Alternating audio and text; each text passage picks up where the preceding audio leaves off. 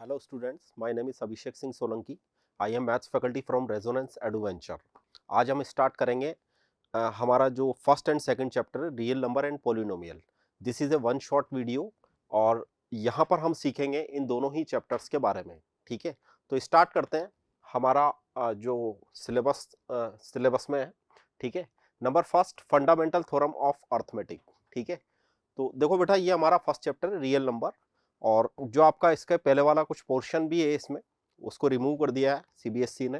तो जहां से स्टार्टिंग है वहीं से हम स्टार्ट कर रहे हैं. फंडामेंटल थ्योरम ऑफ अर्थमेटिक आपने इस चैप्टर में फंडामेंटल थ्योरम ऑफ अर्थमेटिक के बारे में पढ़ा होगा. ठीक है, देखते हैं क्या होती है theorem. Every composite number can be expressed as a product of primes. ठीक है, एवरी कंपोजिट नंबर क्या बोला गया है इसमें कि every composite number product of its prime and its factorisation is unique. उसका जो फैक्टराइजेशन होता है वो क्या होता है, यूनिक होता है. Except for the order in which the prime factor occurs. ठीक है, ओके, इसका भी मीनिंग भी समझते हैं अपन. एचसीएफ एंड एलसीएम का सबसे पहले अपन यहां पर मीनिंग समझें. तो फंडामेंटल थ्योरम ऑफ अर्थमेटिक आपको क्या बताती है कि every composite number can be expressed as a product of its prime. Prime factorisation हो जाता है उसका. ठीक है, कंपोजिट नंबर हम किस तरीके से निकालते हैं, किस तरीके से फाइंड आउट करते हैं, इसके लिए हम पूरा एक एग्जांपल लेंगे यहाँ पर. और सेकंड यहाँ पर बी जो पार्ट है वो है आपका एचसीएफ एंड एलसीएम पर. तो देखते हैं एचसीएफ क्या होता है और एलसीएम क्या होता है. जैसा कि आप जानते हैं कि एचसीएफ की जो फुल फॉर्म होती है highest common factor and this is a least common multiple. ठीक है, और छोटी क्लासेस में जब आप एचसीएफ और एलसीएम के बारे में पढ़ते हैं तो एचसीएफ जो आप फाइंड आउट करते हैं निकालना वो आप देखते हैं फैक्टर से. ठीक है, फैक्टर्स. और एलसीएम हम निकालते हैं जब हम मल्टीपल्स पढ़ते हैं. पहले हम फैक्टर और मल्टीपल्स पढ़ते हैं, उसके बाद में एचसीएफ और एलसीएम के बारे में सिखाया जाता है. क्लियर. देखते हैं यहां पर क्या है. HCF and LCM of numbers can be determined by prime factorisation. This is nothing but an application of the fundamental theorem of arithmetic. ठीक है, फंडामेंटल थ्योरम ऑफ अर्थमेटिक देखो क्या बोलती है. तो ये वाले जो दो पोर्शन है अपने पास में जिसमें हम एलसीएम और एचसीएफ की बात करेंगे. एचसीएफ देखो क्या होता है, product of the smallest power of each common factor. Product of the smallest power, यहां पर हम क्या देखते हैं, स्मॉलेस्ट पावर को देखते हैं एचसीएफ के लिए. किसमें, कॉमन फैक्टर में. किसमें देखना है, जो आपके कॉमन फैक्टर्स होते हैं उसकी स्मॉलेस्ट पावर. ठीक है, जो फैक्टर कॉमन नहीं होते उनको यहां पर नहीं लिया जाता एचसीएफ में. एलसीएम का मीनिंग देखें, product of the biggest power. ठीक है, biggest power of each prime factor. Each prime factor, यहां पर हम बिगेस्ट पावर की बात करेंगे. Let A and B be natural number. ठीक है, then their HCF multiply LCM equal A multiply B होता है. एनी टू नंबर, कोई भी दो नंबर है उनका प्रोडक्ट आप कर रहे हैं और उनका एचसीएफ और एलसीएम आपने फाइंड आउट कर रखा है, तो ये दोनों आपस में बराबर होते हैं. मतलब एलसीएम मल्टीप्लाई एचसीएफ, यहां पर मल्टीप्लिकेशन साइन भी लगा सकते हैं अपन. ठीक है, वो product of two numbers in दोनों के इक्वलेंट होता है जिनके हम एचसीएफ और एलसीएम फाइंड आउट कर रहे हैं. Clear. LCM is always divisible by HCF. ठीक है, एलसीएम ऑलवेज डिविजिबल होगा एचसीएफ से. तो मैं इसको इस तरीके से भी ले सकता हूं कि जो एचसीएफ होता है, ठीक है, वो एक फैक्टर होता है एलसीएम का. ठीक है, एचसीएफ एक फैक्टर भी होता है. ठीक है, क्लियर. तो आगे बढ़ते हैं और लेते हैं अपना फर्स्ट नंबर क्वेश्चन कि check 6 power n can end with the digit 0 for any natural number. Okay, तो देखो हम इसको किस तरीके से सॉल्व करेंगे. हम यहां पर कुछ इस तरीके से लिख सकते हैं कि एनी पॉजिटिव इंटीजर. सॉल्यूशन देखें इसमें, एनी पॉजिटिव इंटीजर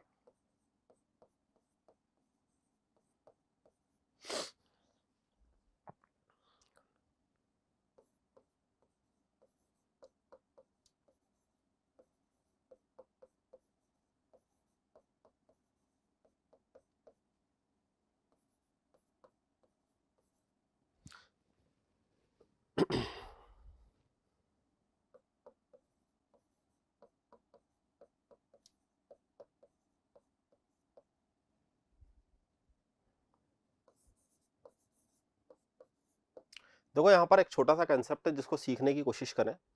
हमारे को यहाँ पर ये पूछा गया कि 6 पावर n, मतलब अगर मैं 6 पर, n क्या है, कोई सा भी एक नेचुरल नंबर हो सकता है, तो अगर मैंने 6 पावर 1 लगाया तो 6 मिलेगा मुझे, ठीक है। 2 लगाया तो मुझे यहाँ पर मिलेगा 36, 3 लगाया तो फिर मुझे यहाँ पर मिलेगा 216, ठीक है।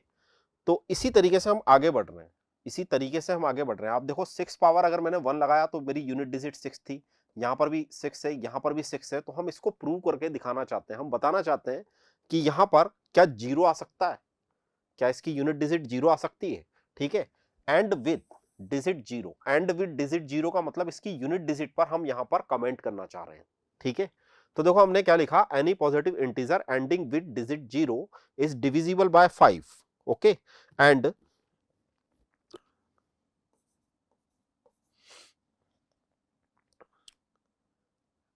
एंड की जगह अपन इस तरीके से लिख लेते हैं इसको कि सो इट्स प्राइम फैक्टराइजेशन, ठीक है, इट्स प्राइम फैक्टराइजेशन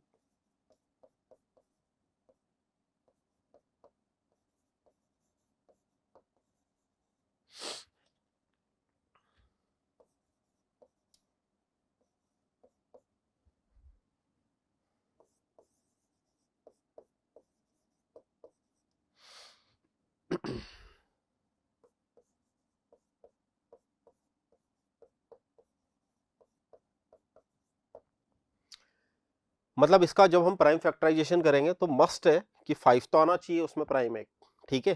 तो हम इसको करके देखते हैं एक बार। मैंने यहाँ पर 6 पावर n को लिखा, तो 6 को हम लिख सकते हैं बेटा 2 × 3 होल पावर n, ठीक है। और इसको मैं लिख सकता हूँ further 2 power n × 3 power n, okay. तो prime factorisation of 6 power n is 2 and 3 और 5 डज नॉट ऑकर। यहां से हम क्या देख पा रहे हैं, 5 डज नॉट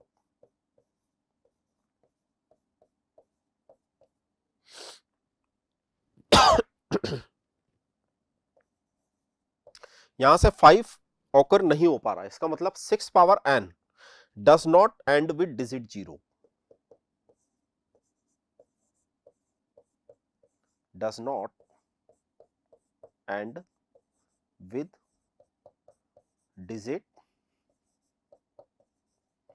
0, ठीक है। तो इतना कुछ तो हमारे को यहाँ पर लिखना ही पड़ेगा।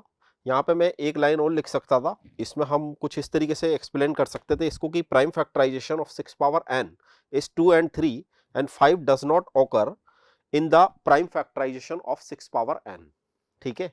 तो अगर यहाँ पर 5 ऑकर नहीं होता, 5 बन ही नहीं रहा यहाँ पर आप देख पा रहे हैं कि यहाँ पर 2 बनेगा या फिर 3 बनेगा, ठीक है। अब डिजिट 0 कब हो सकती है, डिजिट 0 उस केस में हो सकती थी कि भाई 2 तो चलेगा, 2 के साथ में 5 भी होता 3 की जगह पर, ठीक है। तो हमारे पास में यहाँ पर डिजिट 0 हो सकती थी। क्लियर, क्वेश्चन क्लियर हुआ। नेक्स्ट क्वेश्चन के लिए बढ़ते हैं आगे। देखो नेक्स्ट क्वेश्चन है, find the largest number which divide 70 and 125 leaving remainder 5 and 8, ठीक है।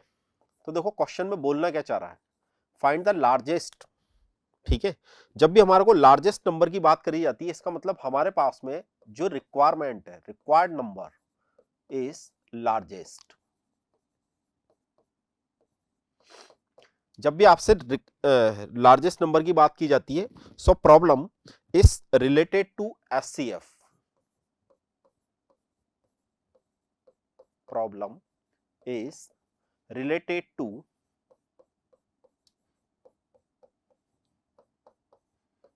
एचसीएफ, ठीक है।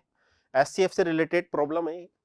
एक बार इसको करके देखते हैं क्या बोला इस क्वेश्चन में कि लार्जेस्ट नंबर, जो एक ऐसा लार्जेस्ट नंबर हम फाइंड करना चाहते हैं जिससे हम 70 and 125 को अगर डिवाइड करते हैं तो हमारे पास में रिमाइंडर कितना बचना चाहिए, 5 and 8।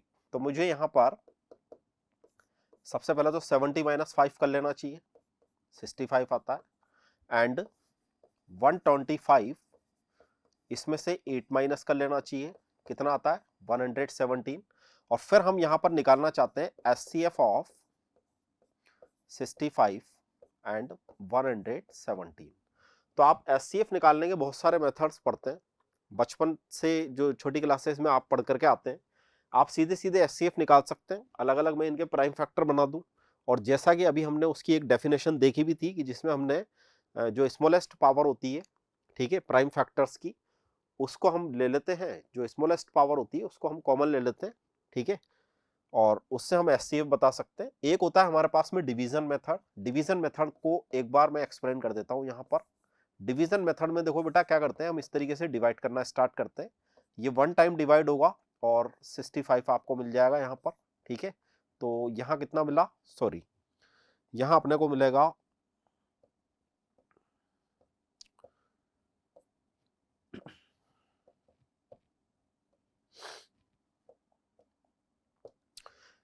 यहाँ अपने को मिलेगा 2 और यहाँ अपने को मिलेगा 5, ठीक है।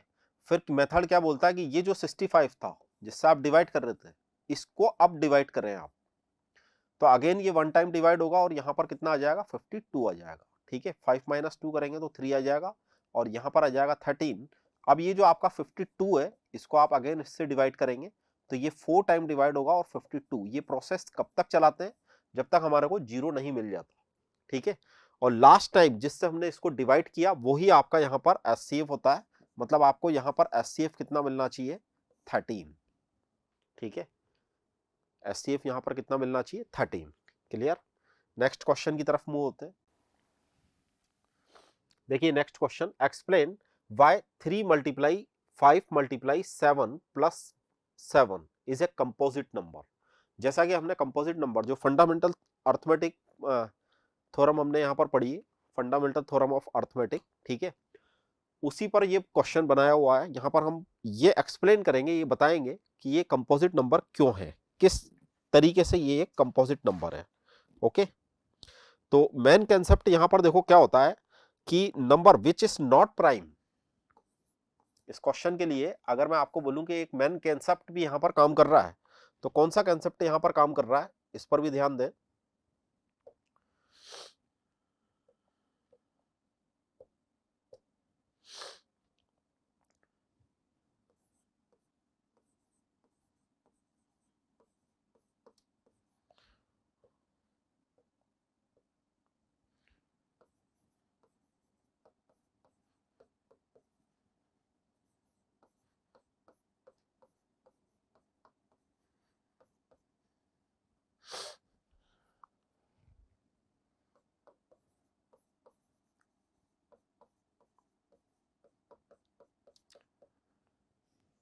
देखो मेन कंसेप्ट यहाँ पर क्या काम कर रहा है कि a number which is not prime, जो नंबर प्राइम नहीं है वो कंपोजिट है, ठीक है, उसको हमने कंपोजिट बोल दिया।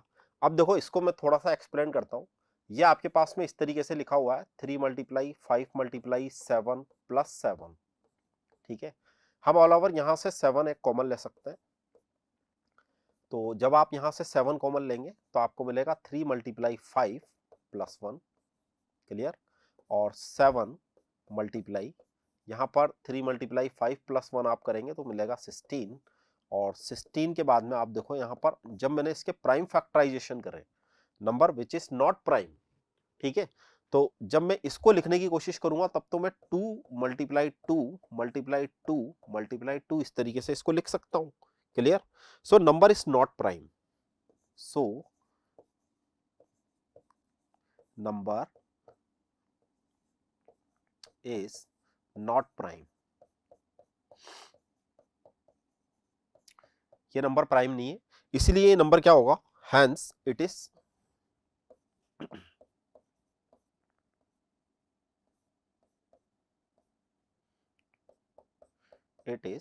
कंपोजिट। ये नंबर प्राइम नंबर नहीं है तो ये नंबर क्या बनेगा, कंपोजिट नंबर बन जाएगा, ठीक है, क्लियर हुआ। आगे बढ़ते हैं। देखो नेक्स्ट क्वेश्चन है, on a morning walk 3 person step of together and their step measure 40 centimetre. First step मतलब फर्स्ट पर्सन की एक स्टेप, फिर 42 एंड 45 सेंटीमीटर रेस्पेक्टिवली। 3 पर्सन है, स्टेप की जो एक लेंथ यहाँ पर आपको गिवन है वो सेंटीमीटर में गिवन है। What is the minimum distance, ठीक है, each should walk so that each can cover the same distance in the complete step. ठीक है, क्या बोला, मॉर्निंग वॉक में 3% step of together the measure, कुछ इस तरीके से हमने मेजर किया। What is the minimum, what is the minimum, अभी हमने एक एससीएफ पर क्वेश्चन किया था, उसमें कुछ था मैक्सिमम से रिलेटेड। ठीक है, यहां पर हम मिनिमम डिस्टेंस की बात करेंगे। मिनिमम डिस्टेंस की आपको जब भी कुछ क्वेश्चंस मिलते हैं या मिनिमम डिस्टेंस या मिनिमम से रिलेटेड कोई क्वेश्चन अगर आपके सामने है, तो मेन कंसेप्ट होता है कि हम उसका एलसीएम फाइंड आउट करेंगे। ठीक है, और मैक्सिमम के लिए हम एचसीएफ फाइंड आउट करते हैं। क्लियर हुई बात? तो देखो इस क्वेश्चन को हम किस तरीके से करेंगे, मिनिमम डिस्टेंस कवर। ठीक है, तो हम एचसीएफ सॉरी एलसीएम निकालते हैं। इस तरीके से मैं लिख भी देता हूं यहां पर, मिनिमम डिस्टेंस कवर। ठीक है, मिनिमम डिस्टेंस जो कवर करेगा उसके लिए हम क्या निकालेंगे, एलसीएम निकालेंगे। तो आप सबसे पहले तो यहाँ पर 40, इसके डायरेक्ट में प्राइम फैक्टर कर देता हूँ। तो 40 होता है अपना 8 मल्टीप्लाई 5, 8 को आप लिख सकते हैं 2 पावर 3 और इसको लिख सकते हैं 5। फिर है मेरे पास में 42 जिसको आप लिख सकते हैं 6 मल्टीप्लाई 7, 6 को हम लिख सकते हैं 2 मल्टीप्लाई 3 मल्टीप्लाई 7। ओके, और फिर है हमारे पास में 45 जिसको आप लिख सकते हैं 9 मल्टीप्लाई 5 और 9 को लिखा जा सकता है 3 स्क्वायर और मल्टीप्लाई 5। क्लियर, ये मैंने इसके प्राइम फैक्टराइजेशन किए। अब चूंकि मुझे एलसीएम निकालना है तो मुझे बिगेस्ट पावर देखनी होती है। ठीक है, प्राइम फैक्टर के अंदर जो बिगेस्ट पावर होती है उसको देखना होता है। तो देखो यहां पर बिगेस्ट पावर के लिए मैं अंडरलाइन कर देता हूं, 2 पावर 3 आपका बिगेस्ट है। ठीक है, इन सब में 2 नहीं आ रहा, लेकिन मुझे यहां पर बिगेस्ट पावर देखनी होती है। ठीक है, 2 पावर 3, 3 की अगर बात करें तो 3 स्क्वायर, 3 पावर 2, 2 पावर 3 बिगेस्ट है, 3 पावर 2 भी बिगेस्ट है, 5 पावर 1 आ रहा है, 5 पावर 1 यहां पर भी आ रहा है, तो 5 को भी लेंगे, 7 को भी लेंगे। ठीक है, तो आपका जो एलसीएम यहां पर फाइंड आउट आप करेंगे वो किस तरीके से होगा, 2 पावर 3 होगा, 3 स्क्वायर होगा, 5 होगा एंड 7 होगा। क्लियर, एक बार इसको मल्टीप्लाई करें तो ये बनेगा 8 multiply 9 multiply 5 multiply 7। Okay, 200 sorry 2520। जब आप इसको मल्टीप्लाई करेंगे तो आपको कुछ ये आंसर देगा। क्लियर, क्लियर हुआ इतना? ये क्वेश्चन था हमारा एलसीएम से रिलेटेड। कुछ क्वेश्चन जो अभी इससे पहले हमने किए उसमें हमने कंपोजिट नंबर और एचसीएफ को एक्सप्लेन किया। ठीक है, आगे बढ़ते हैं। देखिए नेक्स्ट जो क्वेश्चन है, ये भी जब अभी हमने फंडामेंटल थ्योरम ऑफ अर्थमेटिक पढ़ा था उसमें हमने एलसीएम और एचसीएफ में एक रिलेशनशिप पढ़ी थी। ठीक है, यहां पर हम वेरीफाई करेंगे रिलेशनशिप को। पहले क्वेश्चन को पढ़ते हैं। क्वेश्चन है, find the LCM and HCF of 510 and 92। आपके पास में दो नंबर्स हैं। ठीक है,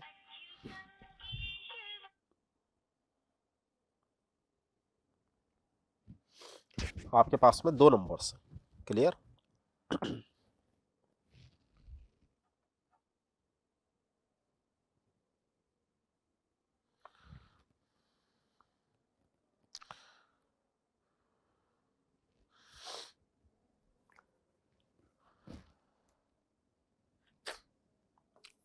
देखिए सॉल्व करते हैं क्वेश्चन को।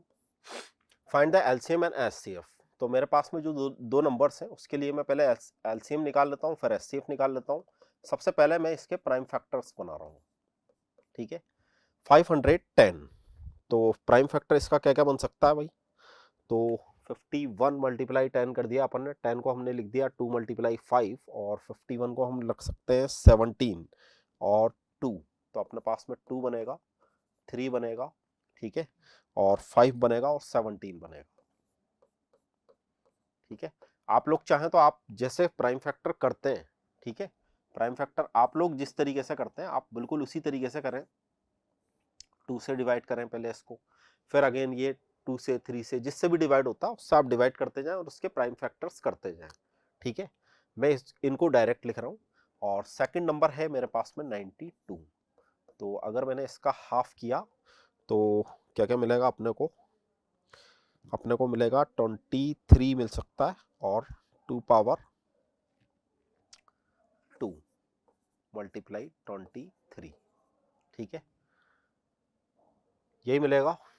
अब मैं इसका एलसीएम लिख रहा हूं, उसके बाद में मैं इसका एचसीएफ लिखूंगा। तो देखो एलसीएम हम किस तरीके से लिखते हैं, जैसा कि अभी हमने थोड़ी देर पहले देखा कि बिगेस्ट पावर, तो बिगेस्ट पावर 2 पावर 2 है, उसके बाद में 3 है, 5 है, 17 है और 23 भी है, ठीक है। तो बिगेस्ट पावर में हम यहाँ पे लिख रहे हैं 2 पावर 2, 3, 5, 17 एंड 23। इसको एक बार मल्टीप्लाई करके चेक करेंगे अभी।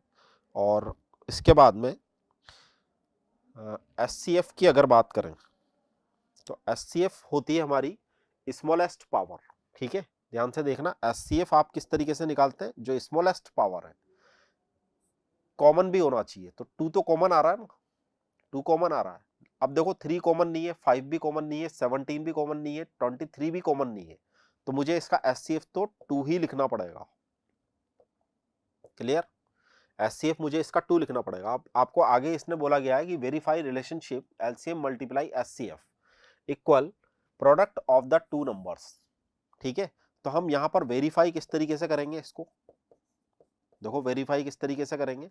क्या मैं यहां पर एलसीएम को मल्टीप्लाई करना चाहता हूं एचसीएफ से, जो a मल्टीप्लाई b होना चाहिए, where a and b, a is a this and b is a 92, ठीक है। a मेरे पास में कितना है 510 है और b मेरे पास में यहां पर कितना है 92 है। क्लियर, इन दोनों को आपस में मल्टीप्लाई करते हैं पहले।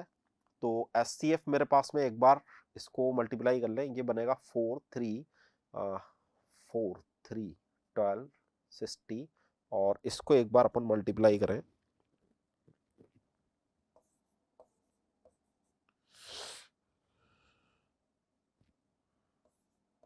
ठीक है। और आप इन दोनों को भी एक बार आप मल्टीप्लाई करके देखें। देखो आपका जो एलसीएम आ रहा है वो आ रहा है 23,460, इसको आप 2 से मल्टीप्लाई करें और एक बार आप 510 को 92 से मल्टीप्लाई कर दें, ठीक है। तो आपको ये दोनों क्वांटिटीज आपस में इक्वल मिल जाना चाहिए। जैसे ये इक्वल मिलती है तो ये वेरीफाई भी हो जाता है, ठीक है। क्लियर हुआ, आगे बढ़ते हैं। प्रूफ ऑफ इरेशनलिटी, इसी चैप्टर का एक बहुत इंपॉर्टेंट पार्ट होता है इरेशनलिटी, ठीक है। इरेशनल नंबर्स, जैसा कि आप पढ़ते आए हैं rational and irrational numbers. Rational number आप उनको बोलते हैं कि जिनको हम पी अपॉन क्यू की फॉर्मेट में डिफाइन कर सकते हैं। इरेशनल नंबर हम देखो किसको बोलते हैं,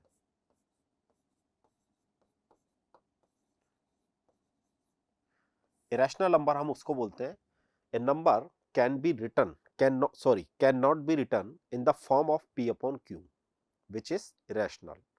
और कोई भी नंबर अगर मैं पी अपॉन क्यू की फॉर्मेट में लिख सकता हूं, फॉर एग्जांपल मैंने लिख दिया भाई 2.5, इसको हम 5 अपॉन 2 लिख सकते हैं।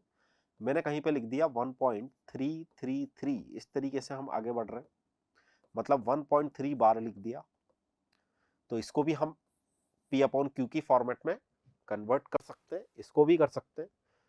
लेकिन क्या मैं एक ऐसा नंबर 1.414213 और कुछ और आगे तक जा रहा है, ठीक है। ये वाला जो आपका नंबर होता है एक्चुअली ये √2 की अप्रॉक्स वैल्यू लिख दी मैंने, ठीक है, √2 की अप्रॉक्स वैल्यू है। ये वाला आपका जो नंबर होता है इसको आप इरेशनल नंबर बोलते हैं। और यही शायद हम इस क्वेश्चन में देखो प्रूव करना चाहते हैं कि √2 इज ए इरेशनल। तो कंसेप्ट क्या है इस क्वेश्चन का, इसको सीखने का कंसेप्ट एक सिंपल सा कंसेप्ट है कि जब भी हम किसी नंबर को इरेशनल प्रूव करना चाहते हैं, ठीक है,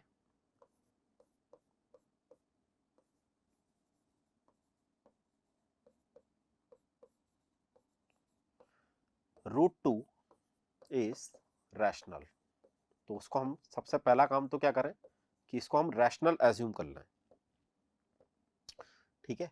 इसको हम रैशनल एज्यूम कर लें, इसको अपन रफ कर देते हैं, ये अपन ने केवल सीखने के लिए समझने के लिए लिख लिया।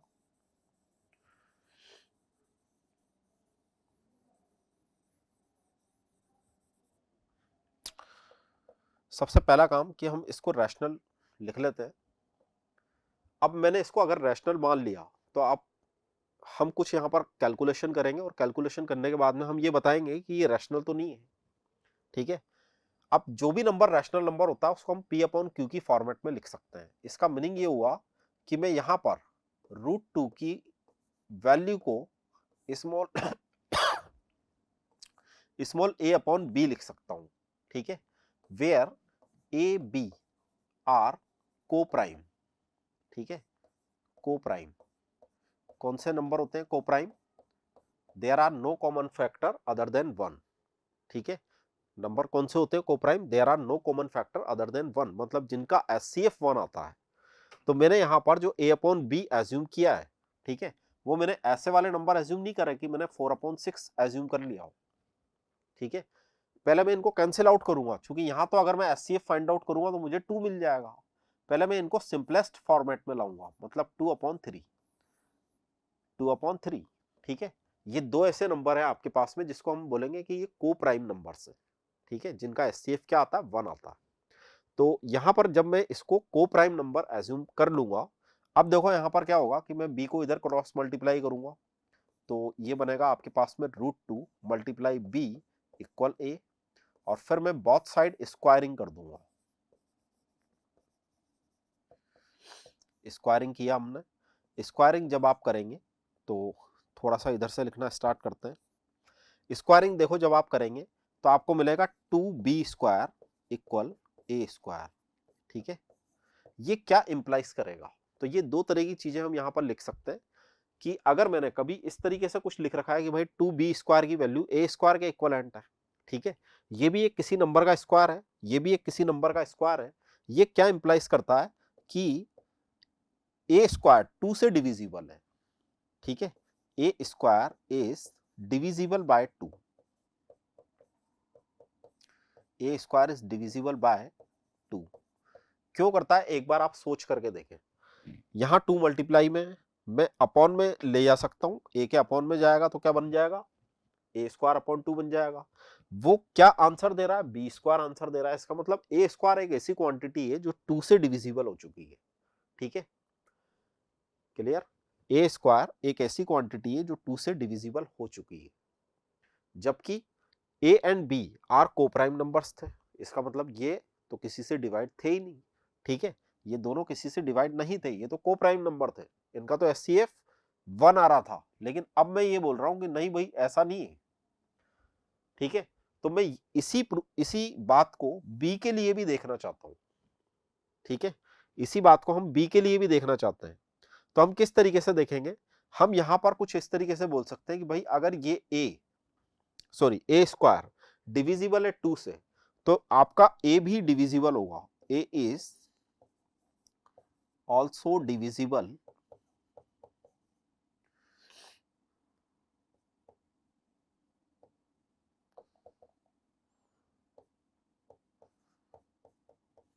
बाय 2, ठीक है, ऑल्सो डिविजिबल बाय 2। देखो आप अगर कोई भी नंबर देखो 2 से डिविजिबल है, तो आप इस तरीके से सोचें कि जैसे 12 एक नंबर है 2 से डिवाइड हो जाता है, 6 एक नंबर है 2 से डिवाइड हो जाता है, ठीक है। तो मैं उसको 2 के मल्टीपल की फॉर्मेट में लिख सकता हूं, मतलब 2 मल्टीप्लाई c करके मैं लिख सकता हूं, बिल्कुल लिख सकता हूं।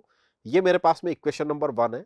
और इक्वेशन नंबर 1 में अगर मैंने 2b² इक्वल a² लिख रखा है, तो मैं a के प्लेस पर 2c लिख सकता हूं। तो यहां पर मैं 2c का स्क्वायर करूंगा, फर्दर कैलकुलेशन करेंगे तो यहां पर आपको मिलेगा 2b² इक्वल 4c², ठीक है। 2 से इसको आप कैंसिल आउट कर दें 2 टाइम, और आपको फाइनली एक ऐसा रिजल्ट मिलेगा b² इक्वल 2c², ठीक है। इसको आप दें इक्वेशन नंबर 2, क्लियर। अब देखो यहां पर भी कुछ ऐसा ही है जैसा कुछ यहां पर हो रहा था। यहां पर क्या हो रहा था कि ये एक नंबर है, ये भी एक नंबर है, इधर 2 से मल्टीप्लाई हो रहा है, तो मैं इस 2 को इसके अपॉन में रख सकता हूं। इसका मतलब मैं ऐसा कुछ बोल सकता हूं कि b² इज डिविजिबल, ठीक है, b² is divisible by 2। b² किसको डिवाइड कर, मतलब किससे डिवाइड हो रहा है? 2 से, तो b भी डिवाइड होगा, ठीक है। But a and b are coprime, लेकिन ये दोनों ही 2 से डिवाइड हो रहे हैं, ठीक है। इसका मतलब हमारा कॉन्ट्राडिक्स हो गया है, ठीक है। Our assumption is false. आप चाहें तो इसको लिखते जाएं जो जो मैं बोल रहा हूं, आवर एजम्पशन इज फॉल्स। तो आप इस तरीके से बोल सकते हैं कि अगर हमारी एजम्पशन फॉल्स होगी तो हमने तो इसको क्या माना था, एक रैशनल नंबर माना था, ठीक है। तो आपका √2 कैसा हो जाएगा, इरेशनल नंबर हो जाएगा, ठीक है। √2 इज इरेशनल। कंसेप्ट समझ में आया?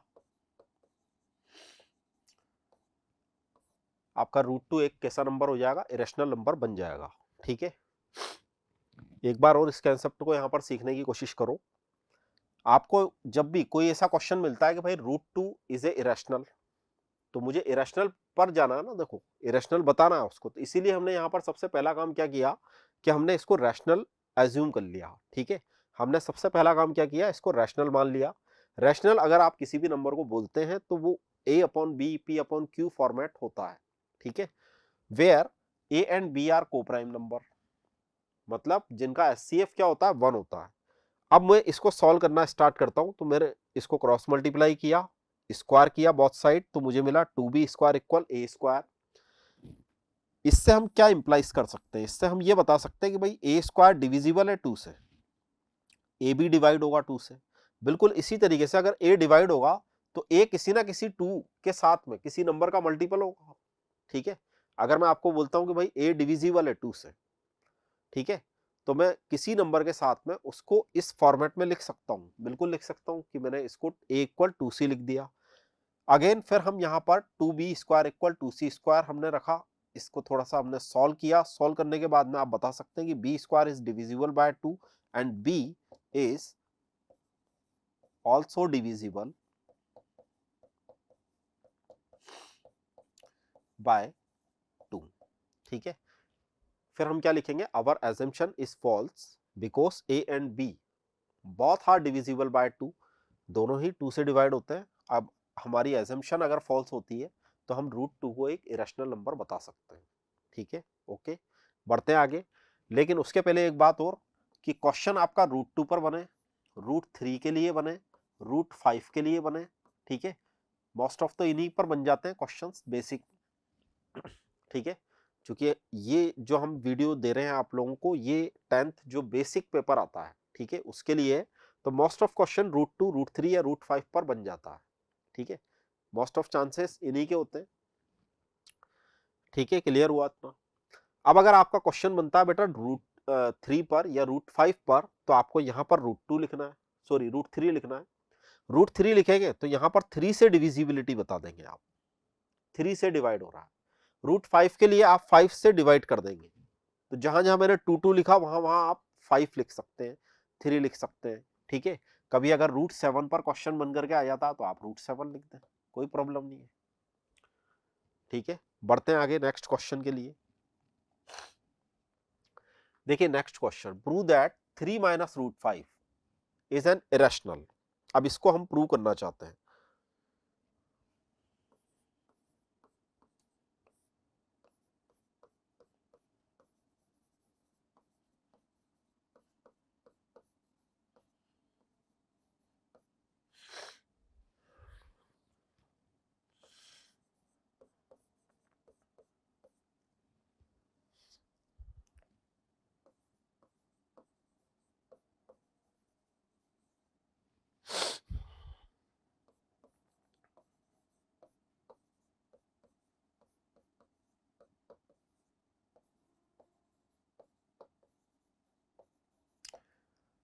देखो यहां पर भी हमने वही काम किया, ठीक है। सबसे पहला मैंने क्या काम किया कि अगर मैं किसी भी नंबर को इरेशनल बताना चाहता हूं तो फिर मुझे उसको रैशनल मान लेना चाहिए। तो मैंने यहां पर 3 माइनस √5 को रैशनल नंबर एज्यूम कर लिया, ठीक है। अब रैशनल नंबर क्या होता है आप लोग बहुत अच्छी तरीके से जानते हैं।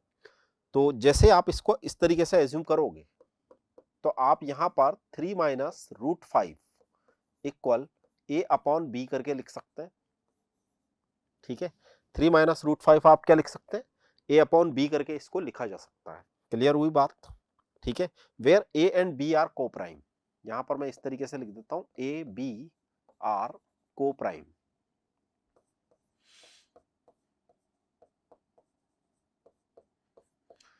ये दोनों क्या है को प्राइम है। फिर हम यहां पर देखते हैं 3 माइनस, अब मैं देखो क्या कर रहा हूं, 3 माइनस ए अपॉन बी, चूंकि ए और बी तो मुझे दिख रहे हैं कि हाँ भाई कोई नंबर होंगे, और √5 को मैं उधर लेकर के जा रहा हूं। ठीक है, इसको हम थोड़ा सा और सॉल्व करते हैं फर्दर। इस नंबर को हम इस तरीके से लिख सकते हैं 3b माइनस ए अपॉन बी इक्वल √5। अब देखो ऐसे क्वेश्चंस में क्या करना होता है, जब हमारे को सीधे सीधे कोई क्वेश्चन मिलता है कि भाई √2 √3 √5 इसको आप इरेशनल प्रूव करें, ठीक है, तब तो अभी हमने थोड़ी देर पहले एक क्वेश्चन कराया। कंसेप्ट यहां पर भी कुछ वैसा ही है, लेकिन यहां पर थोड़ी सी कैलकुलेशन आप कम कर सकते हैं। क्यों कर सकते हैं, रीजन सुने उसका, कि मुझे यहां पर कुछ ऐसा गिवन है कि 3 माइनस √5, ठीक है, 3 माइनस √5, तो 3 तो आपको एक रैशनल नंबर दिख ही रहा है, √5 पर थोड़ा सा कंफ्यूजन है, तो उस कंफ्यूजन को हम किस तरीके से दूर कर रहे हैं कि 3 माइनस √5 इक्वल ए अपॉन बी। ए अपॉन बी को आप इधर लाएं, इसको आप फर्दर थोड़ा सा सॉल्व करेंगे।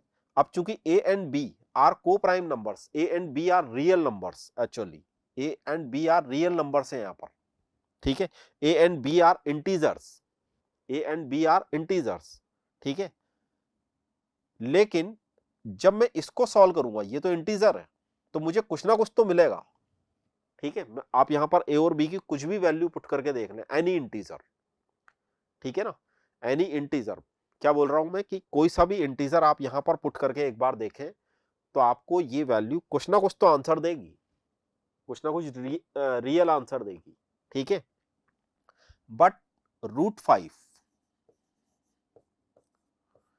Is irrational.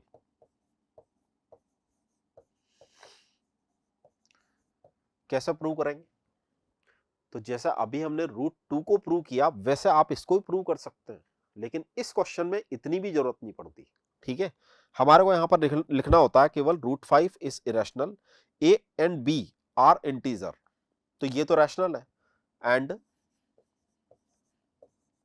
A b are integers,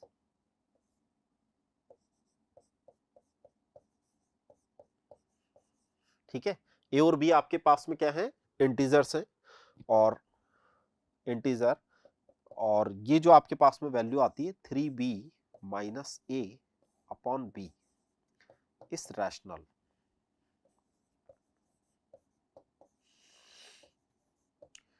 ये वैल्यू रैशनल आ रही है, ये वैल्यू इरेशनल है, तो ऐसा कभी हो सकता है कि एक रैशनल नंबर एक इरेशनल नंबर के इक्विवेलेंट हो? बिल्कुल भी नहीं हो सकता, इसका मतलब हमारी अजम्पशन फॉल्स हो चुकी है, ठीक है, so our assumption is false, and यहां लिख देते हैं आगे, ठीक है, our assumption is false, so 3 minus √5 is irrational.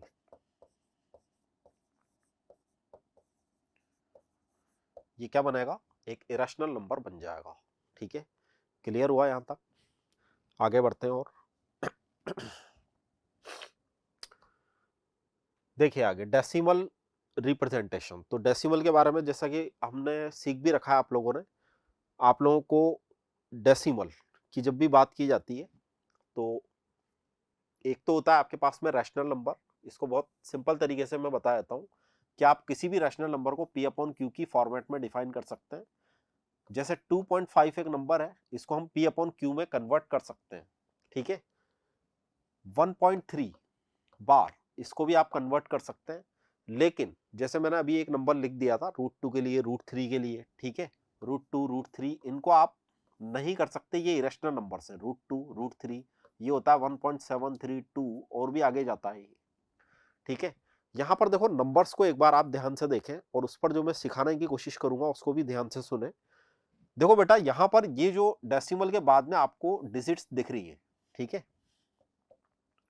ये आपके पास डेसिमल के बाद में जो आपको डिजिट्स यहां पर दिख रही है, इन्फिनेटिव डिजिट्स है, यहां पर भी आपको बहुत सारी डिजिट दिखना चाहिए। 1.3 बार का यहां पर क्या बनेंगे कि 1.3333 इस तरीके से रिपीट हो रही है, ठीक है, ये नंबर क्या है, इसको हम कहते हैं टर्मिनेटिंग, क्या बोलते हैं,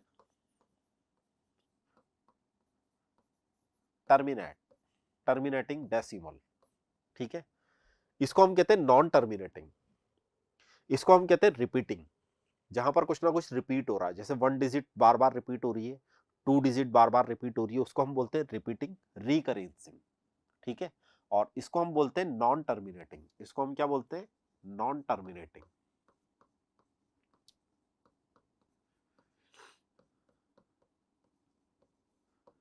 एंड नॉन रिपीटिंग,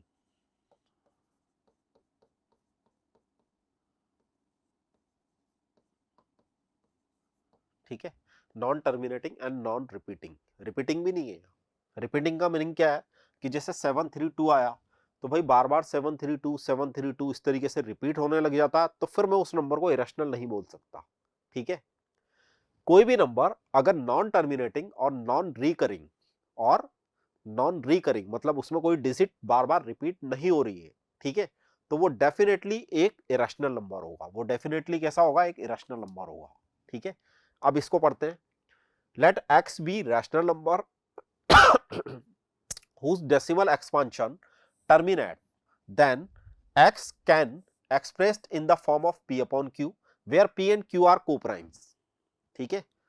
अगर ये टर्मिनेट हो रहा है तो x can be expressed in the form of p upon q where p and q are co-prime, यहां पर देखो p और q क्या होना चाहिए, co-prime, and prime factorization of q of the form 2 power m 5 power n।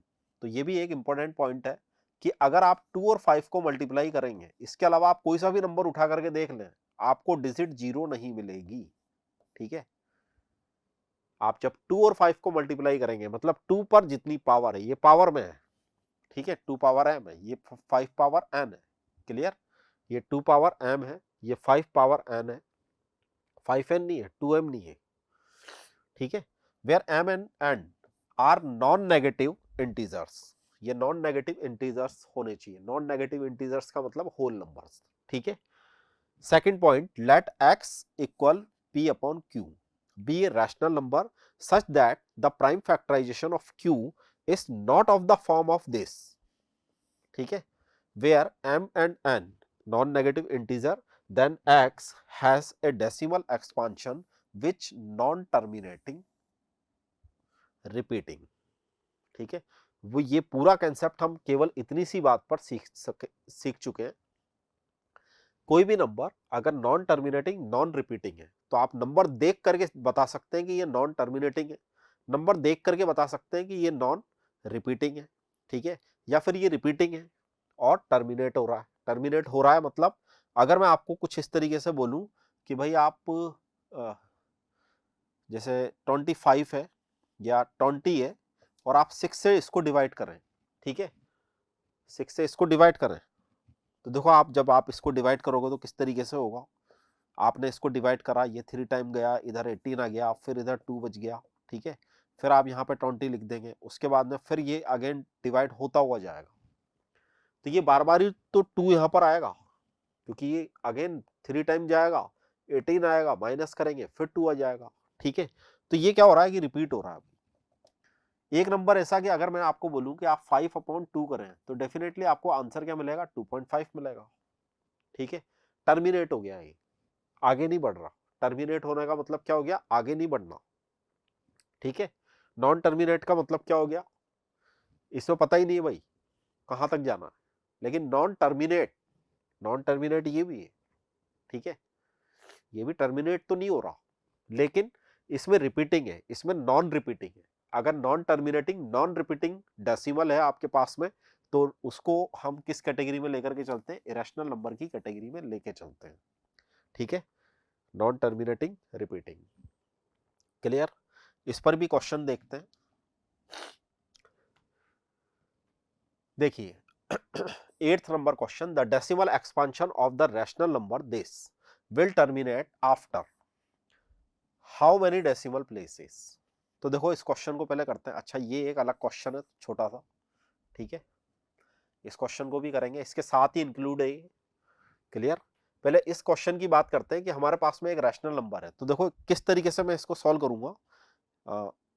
इसका solution देखें, आपके पास में नंबर है 14587 डिवाइडेड बाय 1250, ठीक है, 1250। इसको वही हम कुछ जो इसका डिनोमिनेटर है, ठीक है ना, क्योंकि अभी जो हमने पढ़ा वो हमने कुछ इसी तरीके की बात पढ़ी है कि यहाँ पर हम 2 पावर m और 5 पावर m या n जो भी हमारी पावर है, ठीक है, इस वाले एक फॉर्मेट में हम कन्वर्ट करने की कोशिश करते हैं। किसको? डिनोमिनेटर को। अगर हो जाता है तो वो टर्मिनेट होगा, डेफिनेटली होगा। अगर नहीं होता तो वो टर्मिनेट नहीं हो सकता, ठीक है।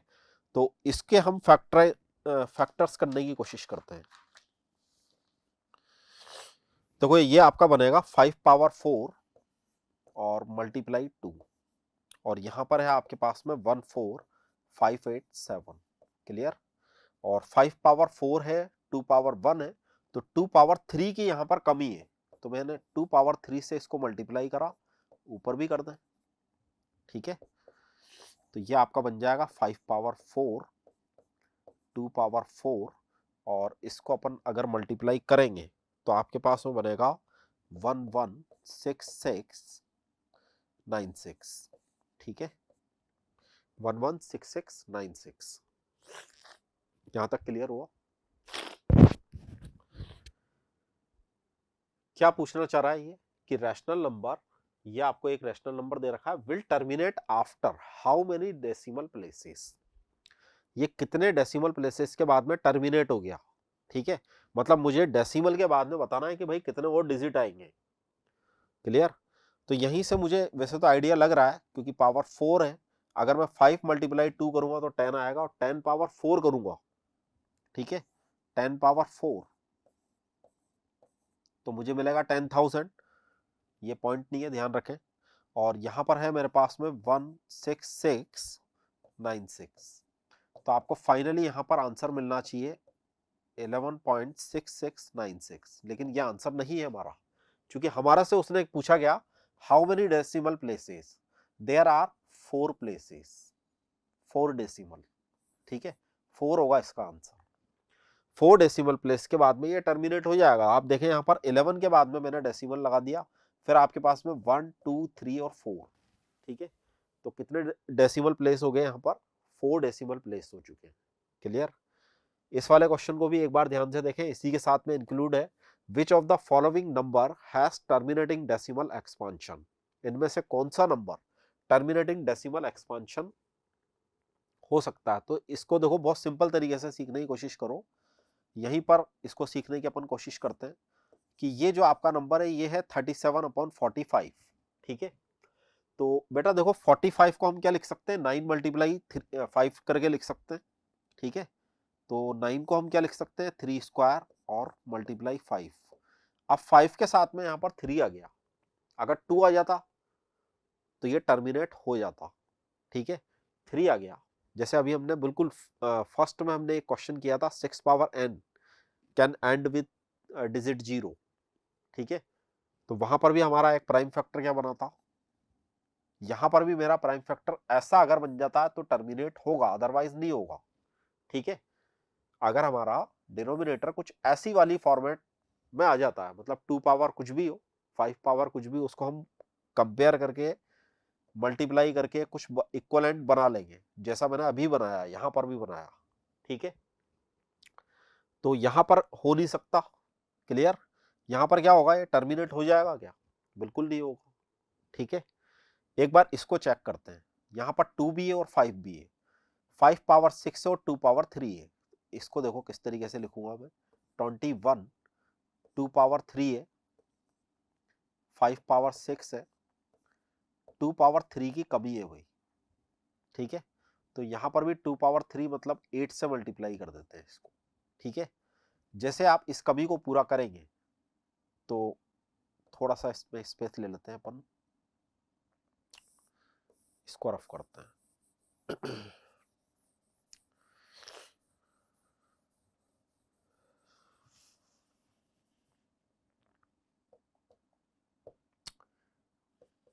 देखो इसको, ये बनेगा 21 मल्टीप्लाई 8, और यहां पर आपके पास में 2 पावर और 5 पावर, दोनों पर पावर कितनी बन जाएगी? 6 बन जाएगी, ठीक है। और यहां पर जैसे ही ये पावर बनेगी आपको ये मिलेगा, अब इसको मल्टीप्लाई आप करो मत करो, लेकिन आप इसको देख करके, केवल इसी को देख करके या फिर केवल इसी को देख करके आप बता सकते हैं कि ये एक टर्मिनेटिंग डेसिमल होगा या नॉन टर्मिनेटिंग डेसिमल होगा।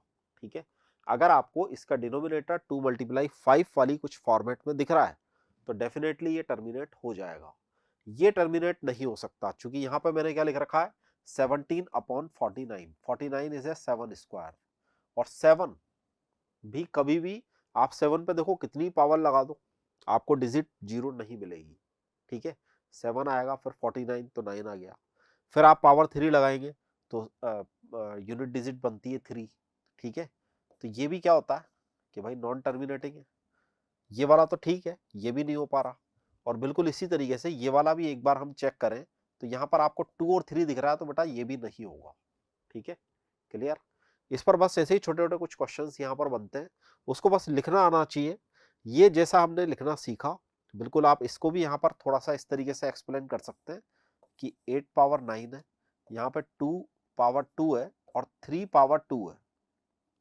ठीक है, तो हम बता सकते हैं कि denominator can not be expressed in the form of 2 power m and 5 power m। अगर इस तरीके से हम इसको नहीं लिख पा रहे हैं तो फिर ये नॉन टर्मिनेटिंग में चल जाएगा, अदरवाइज ये टर्मिनेटिंग होगा। ठीक है, आगे बढ़ते हैं। यस, तो ये जो हमारा फर्स्ट चैप्टर तक का पोर्शन था जिसमें हमने रियल नंबर को कवर किया, और अब हम आ रहे हैं पॉलिनोमियल पर जो हमारा है सेकंड नंबर चैप्टर, और इसी वीडियो में ये दोनों ही चैप्टर हम कवर करेंगे। तो सबसे पहले हम यहाँ पर सीखते हैं कि पॉलिनोमियल है क्या। ठीक है, poly and nomial. Poly means many and nomials means terms. तो मैनी टर्म्स की जब बात की जाती है तो पॉलिनोमियल, तो पॉलिनोमियल को हमने डिफाइन किया हुआ है। पॉलिनोमियल के आपने डेफिनेशंस पढ़ रखी है, पॉलिनोमियल के लिए हमने डिग्रीज वगैरह ये सारी चीजें हमने पढ़ रखी है। अब यहाँ पर एक इंपॉर्टेंट कंसेप्ट आता है जिसको हम बोलते हैं relationship between zeros and coefficient. ठीक है, जीरोस एंड कोफिशिएंट की एक रिलेशनशिप किस तरीके से सिखाई रखी है। If alpha beta be the zeros of quadratic polynomial, हम यहाँ पर केवल क्वाड्रेटिक पॉलिनोमियल की बात करेंगे। ठीक है, और कोर्स में वैसे हमारा क्वाड्रेटिक पॉलिनोमियल ही है। क्वाड्रेटिक पॉलिनोमियल क्या होता है बेटा, ये इसकी जनरल फॉर्मेट होती है। ठीक है, ये एक जनरल फॉर्मेट है f of x equal a x square plus b x plus c, where a b c are real numbers. ऐसे ही बोलते हैं a b c real number by factor theorem.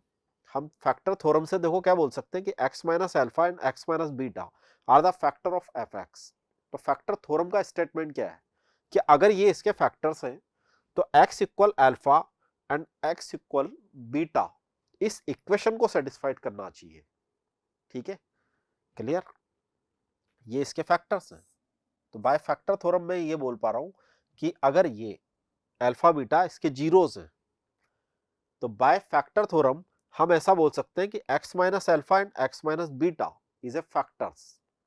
ठीक है, is a factor of f x. अब अगर इसके factors हैं तो देखो कैसे लिख रखा है एफ ऑफ एक्स इक्वल के times of x minus alpha x minus beta. बिल्कुल लिख सकते हैं। क्यों लिख सकते हैं, कई बच्चों को कंफ्यूजन होता है, उसके लिए मैं यहाँ पर कुछ लिख रहा हूँ, उसको ध्यान से देख लो एक बार। अगर मैं आपको बोलता हूँ कि ये एक पॉलिनोमियल है आपके पास में और इसको आप फैक्टराइज करो, तो आप देखो यहाँ पर क्या लिख सकते हो कि एक्स स्क्वायर लिख देंगे, 3x लिख देंगे, 2x लिख देंगे। इसको हमने स्प्लिटिंग कर दिया, स्प्लिटिंग मिडिल टर्म। ठीक है, तो ये एक्स स्क्वायर है, 3x है, 2x है, प्लस 6 है, और फर्दर कैलकुलेशन यहीं पे कर लेते हैं। यहाँ से यहाँ तक कॉमन लेते हैं, यहाँ से यहाँ तक कॉमन लेते हैं, तो x बनेगा, x प्लस 3 अंदर आएगा। ठीक है, और इधर से 2 बनेगा, तो यहाँ पर जो आपको फैक्टर मिलेंगे वो x प्लस 2 मिलेंगे। अब अगर आप इन दोनों नंबर्स को आपस में मल्टीप्लाई कर रहे हैं, ठीक है, इन दोनों एक्सप्रेशन को अगर आप आपस में मल्टीप्लाई कर रहे हैं तो भी आप यहीं पर पहुंचोगे। आप चाहें तो इसको एक बार मल्टीप्लाई करके देख सकते हैं। ठीक है, दोबारा बोल रहा हूं, अगर आप इन दोनों को आपस में मल्टीप्लाई करेंगे तो आपको ये मिलेगा, नहीं मिलेगा, बिल्कुल मिलेगा, लेकिन यहां पर एक कांस्टेंट k से भी हम मल्टीप्लाई करते हैं। क्या रीजन है, चूंकि एक्स स्क्वायर का कोफिशिएंट ऑलवेज 1 तो हो नहीं सकता। ठीक है, एक्स स्क्वायर का कोफिशिएंट ऑलवेज 1 नहीं हो सकता, ए की तो कुछ भी वैल्यू हो सकती है। ठीक है, ए तो यहां पर कुछ भी हो सकता है। तो जब आप इनको आपस में मल्टीप्लाई करोगे, अगर मैं यहाँ पे k नहीं लिखता तो आप x माइनस अल्फा और x माइनस बीटा को मल्टीप्लाई करते हो और एक्स स्क्वायर का कोफिशिएंट 1 मिलता आपको, ठीक है। इसलिए हम सम कांस्टेंट k से यहाँ पर मल्टीप्लाई करके लिख सकते हैं। ऐसा हम लिख सकते हैं बाय फैक्टर थ्योरम, ऐसा हम लिख सकते हैं बाय फैक्टर थ्योरम, क्योंकि फैक्टर थ्योरम का ये स्टेटमेंट है कि अगर अल्फा बीटा जीरोस है किसी पॉलिनोमियल के, ठीक है, या अगर मैं आपको ये बोलता हूं कि 1 और 2 किसी पॉलिनोमियल के, यानी कोई भी एक पॉलिनोमियल है उसके जीरोस हैं, तो आप x minus 1 and x minus 2 को मल्टीप्लाई करके लिख सकते हैं, और x minus 1 and x minus 2 are a factor of this polynomial, ठीक है, क्लियर। बिल्कुल वैसा का वैसा कंसेप्ट हमने यहाँ पर यूज में लिया। आगे देखो, इसको थोड़ा सा सॉल्व करते हैं। सॉल्व आप करेंगे इसको तो आपको मिलेगा ax square plus b x plus c, ठीक है, ये तो हमारा पूरा f ऑफ x है। और जब आप इसको सॉल्व करेंगे तो ये मिलेगा आपको k times of x square, फिर आपको मिलेगा alpha plus beta x plus alpha multiply beta, ठीक है। फर्दर आपने इसको थोड़ा सा और सॉल्व किया, k को अंदर मल्टीप्लाई कर दिया। अब देखो यहाँ पर क्या होता है कि कंपेयर किया जाता है। कैसे कंपेयर किया, एक्स स्क्वायर का कोफिशिएंट है a, इधर एक्स स्क्वायर का कोफिशिएंट है k, तो मैं k को a के इक्विवेलेंट लिख सकता हूं, मतलब a को k के इक्विवेलेंट लिख दिया मैंने, पहला रिजल्ट। सेकंड रिजल्ट कि x का कोफिशिएंट है आपके पास में b, इधर आपने x का कोफिशिएंट अगर कंपेयर किया तो आपको मिलेगा minus k times of alpha plus beta. ध्यान से देखना, ये वाली वैल्यू आपको किसके इक्विवेलेंट मिलेगी, b के इक्विवेलेंट मिलेगी, ठीक है।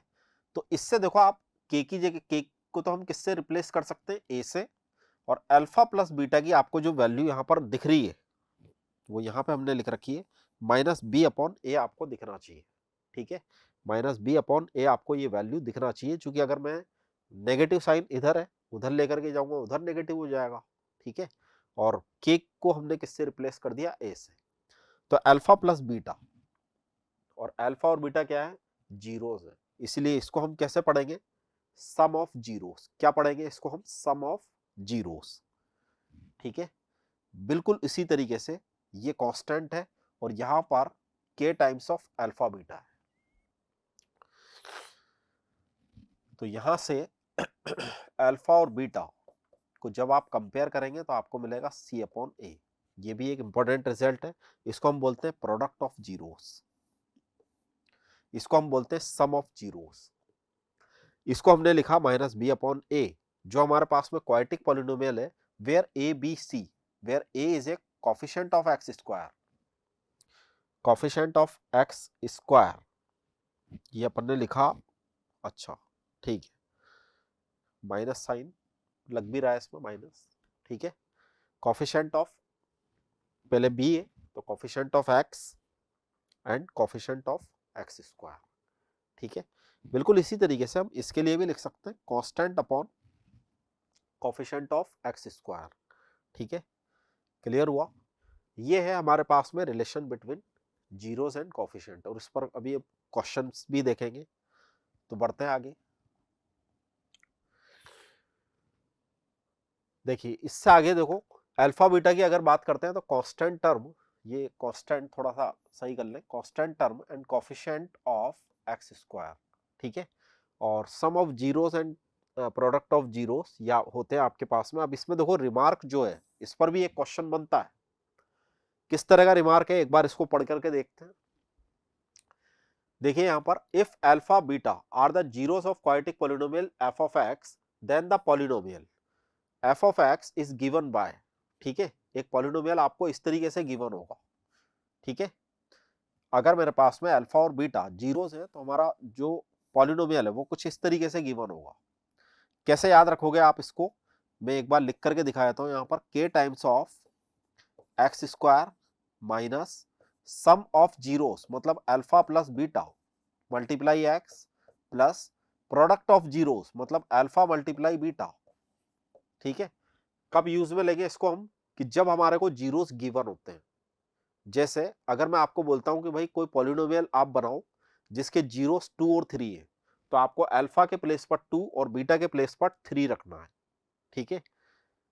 अगर आपके पास में जीरोस किसी क्वेश्चन के अंदर गिवन है और आपसे वो पूछता है कि भाई पॉलिनोमियल बताओ हमारे को, ठीक है, तो वहां पर हम इसका यूज करते हैं और इस पर क्वेश्चन आता है। नेक्स्ट आगे बढ़ते हैं। देखो, one of the zeros of quadratic polynomial this, ये क्वाड्रेटिक पॉलिनोमियल आपको गिवन है और ये बेटा -3 है, ठीक है, माइनस साइन उधर है इसमें, -3, देन द वैल्यू ऑफ के, तो हम यहाँ पर के की वैल्यू निकालना चाहते हैं।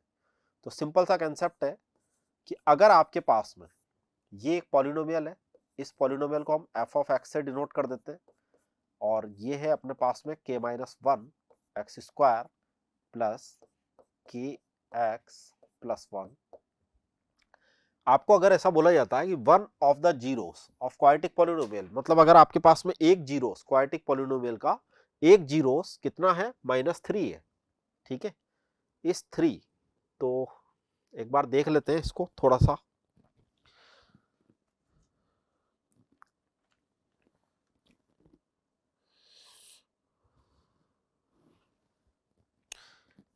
यहां पर शायद -1 मिनट, इस यहां माइनस लग रहा, चलो अपन तो प्लस लेके ही काम करते हैं अभी, ठीक है, अपन यहाँ पर प्लस लेके ही काम करते हैं, अपना कुछ ना कुछ तो आंसर यहाँ पर आ ही जाएगा। तो अगर ये +3 है, ठीक है, +3 है वैसे तो, ठीक है, अगर +3 है तो मैं यहाँ पर x की वैल्यू को +3 रख सकता हूँ, और अगर माइनस है तो x इक्वल -3 रख सकते हैं। नेगेटिव साइन है इसमें, x इक्वल -3 आप यहाँ पर पुट करें तो आपको f ऑफ -3 की वैल्यू क्या मिलना चाहिए, 0 मिलना चाहिए। एक बार इससे इसको सॉल्व करके देखते हैं, और यहाँ पर आप रखेंगे -3 होल स्क्वायर प्लस के -3 प्लस 1 इक्वल 0। ओके, तो कितना कितना बन जाएगा, ये k-1 और ये बन जाएगा 9 और ये बन जाएगा -3k और 1 इक्वल 0। तो ये बन जाएगा आपका 9k -9 -3k प्लस 1 इक्वल 0। और फर्दर इसको हमने कैलकुलेट किया तो कितना कितना बनेगा, ये 6k और -8, बिल्कुल राइट आंसर, ठीक है, आंसर बैठ रहा है हमारा।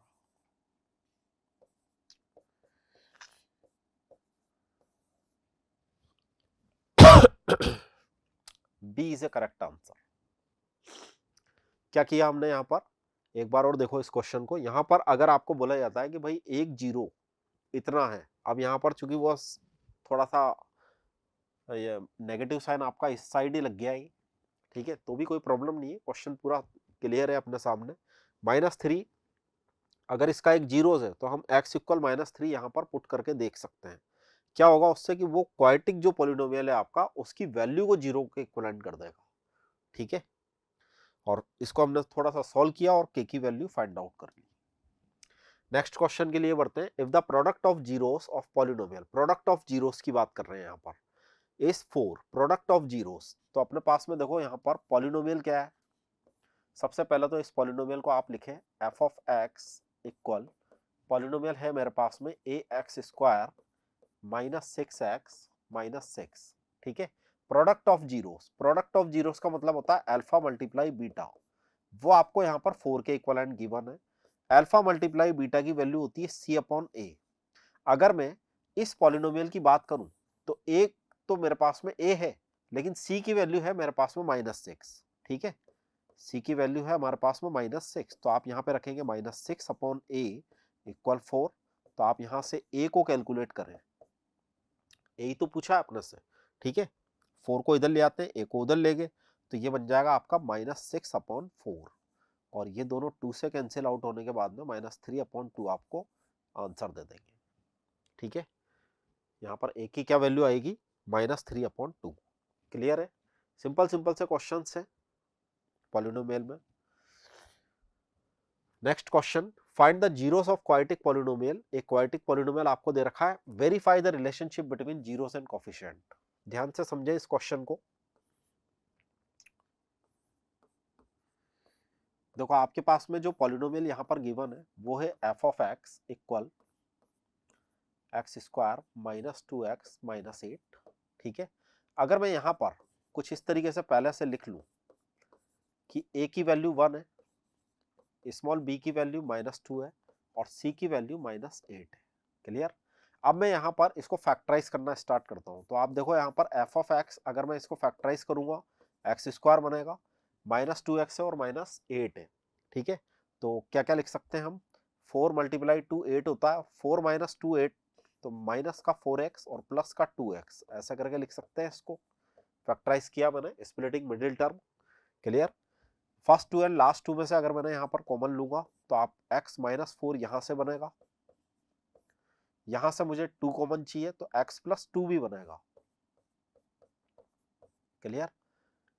आगे इतनी बात समझ में, ठीक है। अब 4 जीरोस के लिए देखो हम क्या लिखते हैं, 4 जीरोस के लिए मुझे f ऑफ x की वैल्यू को 0 करना होता है। इसका मतलब मेरे पास में ये पूरा एक्सप्रेशन 0 के इक्विवेलेंट करूंगा। अब या तो ये 0 होगा या फिर ये 0 होगा। अगर ये 0 होगा तो मुझे x की वैल्यू एक तो मिलती है 4 और दूसरी मिलती है -2, ठीक है। इसको हम एक को बोल देते हैं अल्फा और दूसरे को बोल देते हैं बीटा। क्लियर। प्रोसेस हर क्वेश्चन में सेम रहेगा। सबसे पहले आपको एक पॉलिनोमियल गिवन होगा, उसमें आप स्मॉल a b c जो भी होते हैं पर्टिकुलर पॉलिनोमियल में उसको लिख लें, उसको मेंशन करें, उसके बाद में फैक्टराइज करें। फैक्टराइज करके आपको जो भी वहां पर जीरो दिखेगा मिलेगा उसको आप अल्फा और बीटा से अल्फा एंड बीटा बोल दें, ठीक है। अब देखो यहाँ पर रिलेशनशिप क्या होती है,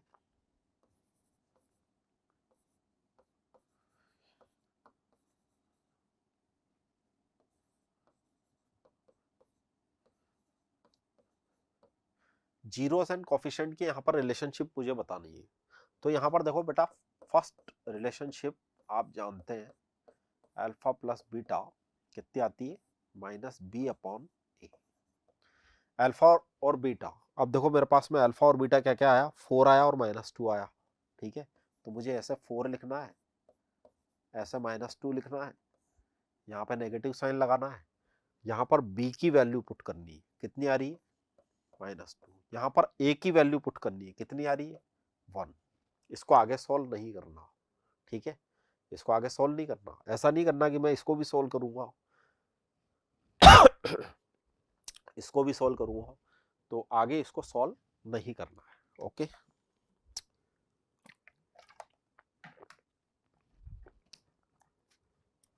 बिल्कुल इसी तरीके से सेकंड जो आपकी रिलेशनशिप है वो है alpha multiply beta c/a। Alpha की वैल्यू आप दोबारा से यहां पर रखेंगे 4,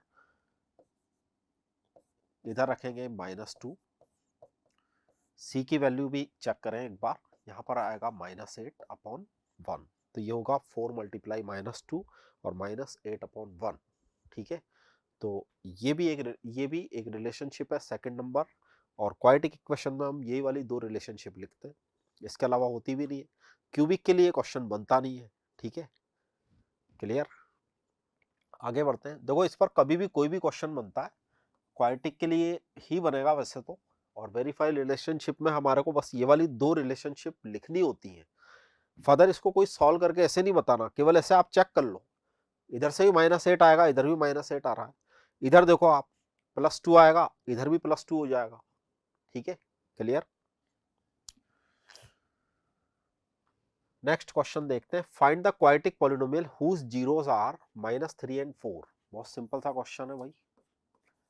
क्या है कि मैं एक क्वाड्रेटिक पॉलिनोमियल फाइंड आउट करना चाहता हूं। तो क्वाड्रेटिक पॉलिनोमियल फाइंड आउट करने के लिए हमने देखो क्या याद रख रखा है कि हम f ऑफ x को जो लिखते हैं, f ऑफ x हम किस तरीके से लिखते हैं, x² लिखते हैं minus alpha plus beta multiply x and alpha multiply beta. लेकिन यहाँ पर एक और कंसेप्ट है, क्या है कि मैं इस पूरे को k टाइम से मल्टीप्लाई भी करूं, k से मल्टीप्लाई करके भी दिखाऊंगा, ठीक है। तो मुझे यहाँ पर k भी लिखना है, यहाँ पे लिखना है x² माइनस, क्या बोला उसने आपको, इसने जीरोस दे दिए, मतलब ये अल्फा है और ये बीटा है, ठीक है। एक अल्फा है और दूसरा बीटा है। क्लियर। लिख देते हैं इसको, एक है आपके पास में -3, दूसरा है आपके पास में 4, यहाँ पे x लिख देते हैं और यहाँ पर -3 और 4 को मल्टीप्लाई करके लिख दें, ठीक है। तो देखो अपन को फाइनली आंसर क्या मिल रहा है, k times of x square minus, इसको आप फर्दर सॉल्व करेंगे तो आपको मिलेगा प्लस वन एक्स से मल्टीप्लाई होगा तो आपको केवल मिलेगा एक्स, और यहां पर जब आप मल्टीप्लाई करेंगे तो आपको मिलेगा -12। This is a our answer, ठीक है। हमारा जो रिक्वायर्ड पॉलिनोमियल है वो ये है। क्लियर हो गया? बढ़ते हैं नेक्स्ट क्वेश्चन पर। ये भी एक अच्छा क्वेश्चन है, ठीक है। और इसी के साथ में आज के इस वीडियो में हमने यहाँ पर बहुत कुछ सीखा। एक अच्छा क्वेश्चन, लास्ट क्वेश्चन है ये हमारा। If alpha beta are the zeros of polynomial, ये एक पॉलिनोमियल आपको गिवन है, find the value of alpha power -1, ठीक है। ये पावर में है, बीटा इस पर भी कुछ पावर है। सबसे पहले देखो क्या करेंगे इस क्वेश्चन में, सॉल्व आप किस तरीके से करेंगे। सबसे पहले आप इस तरीके से एफ ऑफ एक्स एक पॉलिनोमियल लिखें, x square plus 5x plus 5, ठीक है। यहां पर आप ए बी और सी को भी मेंशन कर दें। ये कितना आया 5, सी कितना आया, ये भी 5 आया, ओके। अब मुझे यहां पर find the value of this, ठीक है।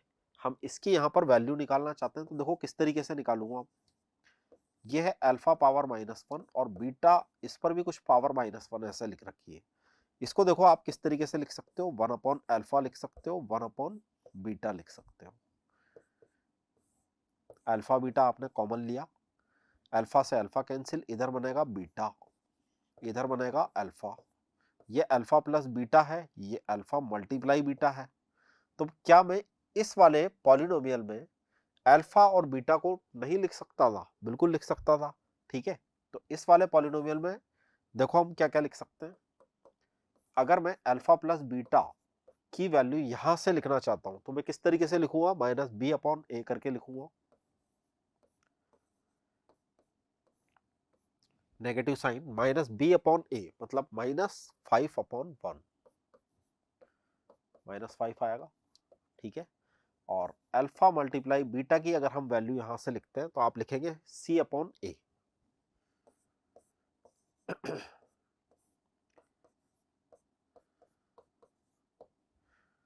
क्लियर? इसी वैल्यू को बस यहां पर पुट कर दें। यहां पर अगर मैं इसको पुट करूंगा तो आपको यहां पर मिलेगा अल्फा प्लस बीटा अपने पास में आ रहा है -5 और ये आ रहा है 5, कैंसिल आउट होकर के आपको फाइनली आंसर ये देगा -1, ओके, ठीक है। तो इसी टाइप के आपको वहां पर क्वेश्चंस मिलते हैं एग्जाम के अंदर। बहुत सिंपल वे में, सिंपल तरीके से और सिंपल क्वेश्चंस हमने इसमें लेने की कोशिश की है, ठीक है। इसमें हम लगभग 2 चैप्टर कवर करते हैं और मोस्ट ऑफ इसी टाइप के क्वेश्चन बनते हैं आपके बेसिक का जो पेपर आता है उसके अंदर। Okay student, thank you very much.